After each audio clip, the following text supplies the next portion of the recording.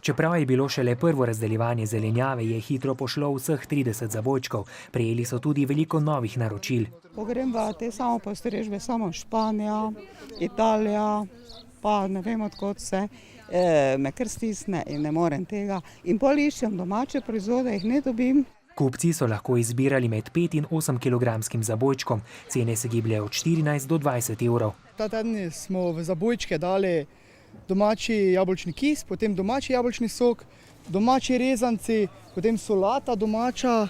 Zelenjavo je treba predhodno naročiti prek spleta ali po telefonu. Še naprej pa jo bodo razdeljevali na ulici Gorkega 34 v Mariboru. Razdeljevanje bo potekalo vsako sredo, glede na pogodbe, ki jih potrošniki imajo z nami sklenjene, ker lahko si zabojček naročijo vsak teden na 14 dni ali enkrat na mesec.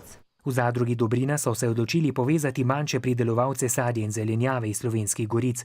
75 kg solate je danes prispeval tudi Damjan Slaček. To mi dosti pomeni, ker oni tudi imajo pravične cene bolj, ne. Nimam nekih velikih količin in ne mogo na trgih uspeti, ne. Pri njih pa je to tudi manjše količine vzamejo, ne, pridejo na dom, tudi po zelenjavo nimam stroškov z prevozom, ne.